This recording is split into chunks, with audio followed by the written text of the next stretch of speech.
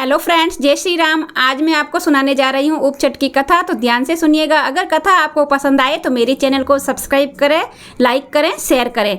तो अभी सुनते हैं उपचट की कथा। एक गांव में एक साहूकार और उसकी पत्नी रहा करते थे। उसकी पत्नी जब उससे माहवारी आती थी तो वो ऐसे ही बिना स्नान किए रसोई घर में जाती, खाना बनाती, पानी भरती और अपने पति को भोजन बना के खिलाती। और घर में कोई पंडित वगैरह आते थे तो उनको भी भोजन बना के वो खिलाती। ऐसे ही वो करती। कोई भी जो माहवारी में स्त्री धर्म आता था तो वो रखा नहीं रखती थी। ऐसे करते करते उसको एक बेटा हुआ और बेटा बड़ा हुआ और उस बेटे की शादी हुई, उसके बहू आई। ऐसे करते करते वो पति पत्नी दोनों परलोक सिधार गए। उस साहूकार का बैल के रूप में जोनी आई और उस साहूकार की पत्नी का कुतिया के रूप में। और वो उसी बेटे के घर आए। वो बैल उसके बेटे के घर ही आए और वो कुतिया भी उसी बेटे के घर आई। वो घर की रखवाली करती थी और बैल उसके खेत में हल जोतते थे। और करते करते एक साल हो गया और एक साल के बाद उसके बाप का श्राद्ध आया। तो उस बेटे ने श्राद्ध रखा और पंडितों को बुलाया खाने के लिए। और खीर बन रही थी। जैसे कि खीर बन रही थी तो एक ऊपर से चील आई उड़ती उड़ती और चील के मुंह में मरा हुआ सांप था। तो वो सांप जो है खीर में गिर गया। खीर में गिरते हुए कुतिया ने देख लिया। तो कुतिया ने देखा कि हे भगवान, अगर ये खीर कोई गाय खाएगा तो अनर्थ हो जाए। कुतिया ने सोचा कि बहू देख रही है और मैं मुंह लगा दूंगी खीर के तो ये खीर कोई नहीं खाएगा। कुतिया ने जैसा सोचा वैसा ही किया। बहू देख रही थी और खीर के मुंह लगा दिया। मुंह लगाते ही बहू ने देखा कि अरे ये तो झूठी कर दी इस कुतिया ने। बहू को गुस्सा आया और उसने एक डंडे से दे मारा उस कुतिया को। कुतिया को मारा तो उसकी हड्डी टूट गई। कुतिया को इतना जोर से मारा वो गुस्से में कि उसकी हड्डी टूट गई।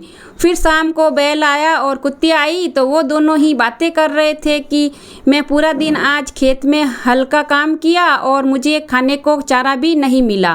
कुतिया ने वैसा ही कहा, मैंने भी पूरे दिन कुछ भी नहीं खाया है आज, और मार पड़ी जो अलग से। तो कुतिया और बैल दोनों ही बातें कर रहे थे और वो बातें सब बहू ने सुन ली। कुतिया बोल रही थी बैल से कि मेरी तो आज रीढ़ की हड्डी टूट गई है और ना मुझे खाना मिला। तो बैल ने ही यही बोला कि आज मुझे भी चारा नहीं मिला और काम तो किया वो ऊपर से अलग। बहू ने ये सब सुना और तुरंत ही दौड़ के अपने पति से ये सब बात बताई। सुन के उसके बेटे ने सोचा कि अब इसका क्या करें। तो वो एक साधु संत को बुलाया। महाराज ने बोला कि तुम्हारी माँ स्त्री धर्म आती थी तो कोई भी काम का रखा नहीं रखती थी, ऐसे ही पानी भरती थी, किचन में काम करती थी और साधु संत आते थे तो उनको खाना भी खिलाती थी, अपने पति को भी भोजन खिलाती थी।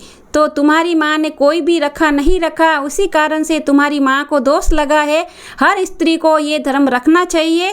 तो बस साधु महाराज ने ये कहते हुए बेटे को सब बात सुना दी। तो बेटे ने साधु महाराज से बोला कि हे महाराज, इसका कोई तो उपाय होगा। तो साधु महाराज ने बोला कि इसका एक उपाय है। अगर कुंवारी कन्या कोई उपचट का व्रत रखे और वो चंद्रमा जी को अर्घ चढ़ाते हैं तो वो उनके ऊपर गिरे तो उनकी मुक्ति हो जाएगी। बेटा एक कुंवारी कन्याओं को ढूंढ के लेके आया और उसे बोला कि मेरे माँ बाप की ये योनि खत्म हो जाएगी, तू ये व्रत रख।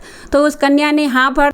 जब भादवा महीना आया तो उपचट आई और उस उपचट के दिन उस कन्या ने व्रत रखा। उसके बेटे ने बुलाया वही कन्या और शाम के टाइम जब चंद्रमा जी उगे तो उनको अर्घ दिया और वही अर्घ का पानी उनके बैल और कुतिया पे गिरा तो उनके माँ बाप की जो है मुक्ति हो गई। हमारी कथा उपचट की पूरी हुई।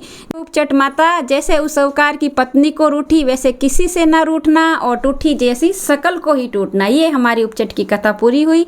अगर आपको ये वीडियो अच्छा लगा हो, ये कथा अच्छी लगी हो तो मेरे चैनल को सब्सक्राइब करें, लाइक करें, शेयर करें। तो मिलते हैं अगले वीडियो में। जय श्री राम।